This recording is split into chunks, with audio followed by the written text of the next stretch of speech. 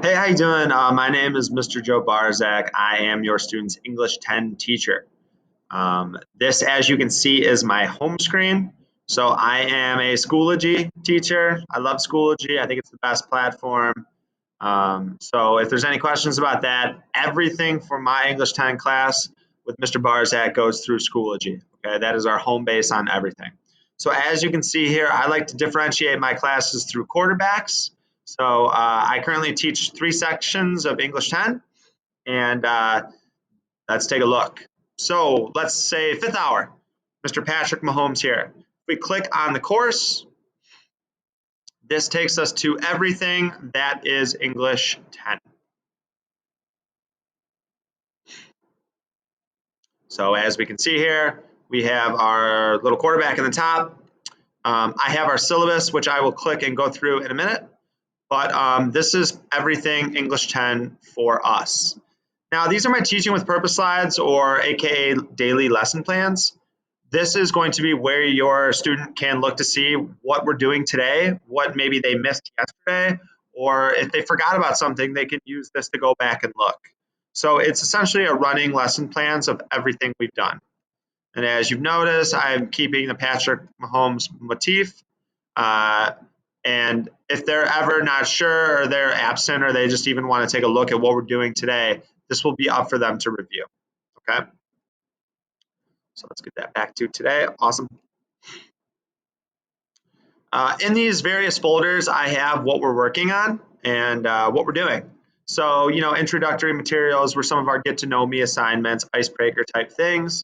Uh, the daily detail. The daily detail is how I start every class.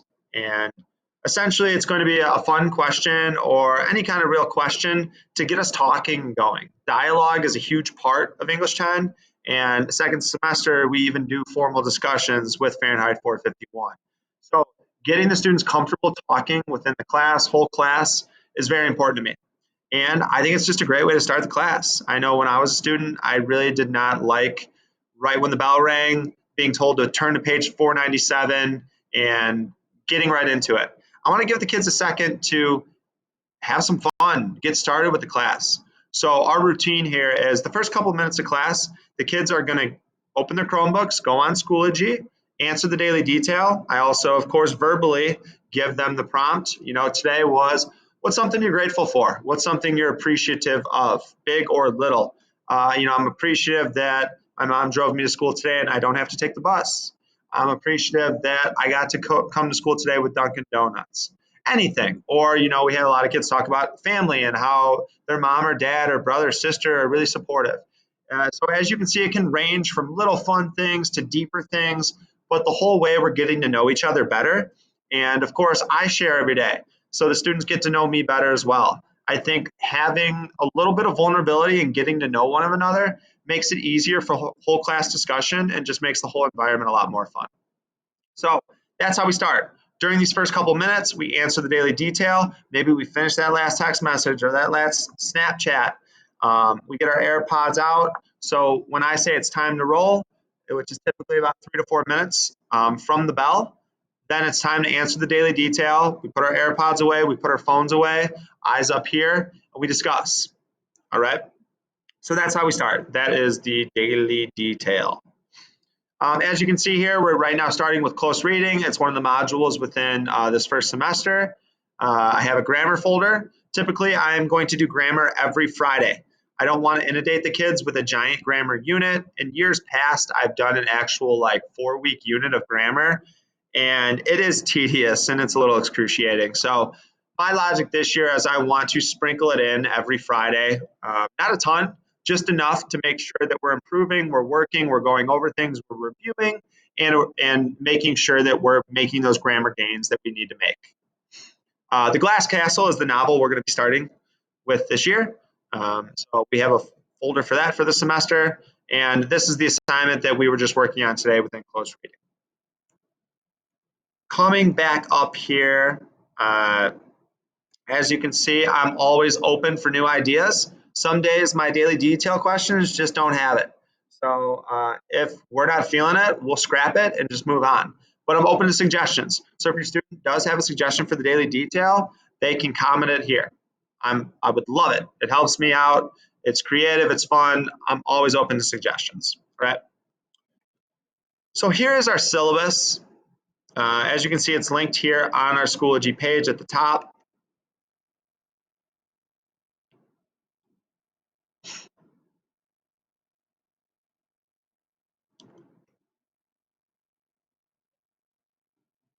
All right, here we go.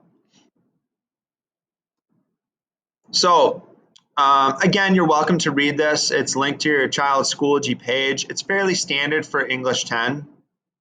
But the one thing I want to emphasize is everything we're doing is we're looking into message. Message is a huge, I would consider it the essential subject. What is the message of this text would be our essential question throughout this year. So everything we're looking through is dealing with message, and it's broken down into modules here. What messages or warnings do authors send through their text and why? We're going to be doing microfictions with close reading and the Glass Castle. Module 2, how do messages change over time? Are messages timeless? Module 3, how do writers and readers challenge messages? We're going to be reading Fahrenheit 451 and doing that formal discussion that I had talked about. And finally, we're going to end it with Module 4, which is how do you as an author convey your own messages? So after studying all these authors and how they tell and depict their messages, we're going to give the students to convey their own message. Last year we had a personal narrative. It's a lot more fun, and it gives the students an opportunity to write about themselves. Homework and late work. I'll be honest, I really don't give homework. I think the students are busy enough as it is, and with personal lives, with work, maybe with other classes, everything that I give, for the most part, should be done in class. I give us plenty of time. Sometimes we have working due dates. So if I imagine that we should be done with this assignment by Thursday and we're really just not getting it yet, I'm going to move that due date back and let the students know. I'm not trying to catch anybody or make anyone stay up till midnight doing their assignments. I want them to do the work within the class. One, I don't want them to do the work outside of the class and have to make their life more hectic. Two, I want to be able to help them. And I want to be there if they're working through something or if they have a question. And I don't think that's fair for them just to work on something on their own when I'm not there to help them. So, as I said, the only thing that they would be working on outside of class is something that they didn't complete in class. And I would be 99% sure that they had the potential to finish that within class. Maybe they just wanted to take that extra time, and that's fantastic. But for the most part, everything is in classwork. Late work. I do accept late work pretty much up until the end of the semester. With that being said, any late work is half credit. So it gives the students an opportunity to, if they do dig themselves a hole, get those assignments in at most half credit, but they can still turn it in. So I will accept it. If it is a summative, which is our tests, our essays, that kind of thing, each day it is late is a full letter grade. Again, there's extenuating circumstances. As long as you communicate with me, the student, I am pretty understanding and a sensible person. So as long as they communicate and tell me what's going on, I will help them out and we will work something out together. Obviously, I don't want that to be a reoccurring theme that every time we have an essay or a summative that a student needs to come to me and tell me they need an extension. We can work through it together and figure it out. Clearly, if your student has an IEP, whatever are the parameters of that IEP will be followed. But as long as the students communicate with me, we shouldn't have an issue, and I don't think late work should be a problem. Cell phones. Cell phones are a hot topic within high school. For me, for the most part, I don't want to penalize the kids and treat them like babies when they don't need to be. So after we start the daily detail, as I mentioned, they take their AirPods out, they put their phones away, and that's that. If we have time to do individual work, I will oftentimes allow them to take their phones out and put their AirPods back in and listen to music while they work. If this is becoming a distraction to them or other classmates, or if they're just scrolling, then it's no phones. Okay. Right now, the students are doing pretty great with it. But if we do get to that point where it's just becoming too much of a distraction, then we will have to do away with the phones in a sense. I want to give them that responsibility and that opportunity to prove that they can be adults and they can manage themselves with their cell phones while also getting the work done. As long as they ask, I'm typically okay with things, but I will sometimes give them the go ahead. Maybe some days I don't. No, I don't want your phones out today. I want you working quietly. But for the most part, I will give them that opportunity to listen to music and have their phones out when we're doing individualized work. If the cell phones continue to be, if they actually start to become a problem, my policy is I do a class warning. So the cell phones are no longer allowed to be out during class. If I see a student with a class, I'm going to warn that student in front of the whole class. So Ashley, I see your phone's out. That is our all class warning. Ashley, I'm gonna need you to put that away. If I see another phone out of anyone, since we've all been warned now, it's gonna be a referral, okay? Now, very rarely do I need to do this, but I think those parameters need to be set just so we are not having cell phones be a distraction. I don't like to put them in the cubbies. I don't like them having to put their phones. I don't like to take their phone. I don't want responsibility for the phone. I don't want to touch their phone, okay? So I'm not going to treat them like little kids, but at the same time, I am going to have to, I guess, monitor to make sure that they're getting the work done and not off task with their cell phone. The grading policy, as you can see here, the summative assessments are 80% of the grade. The homework, and I believe it's district-wide, is 5%, and the in-class participation work is 15%. That's going to be the bulk work, our formative assessment, and here is your standard grading scale.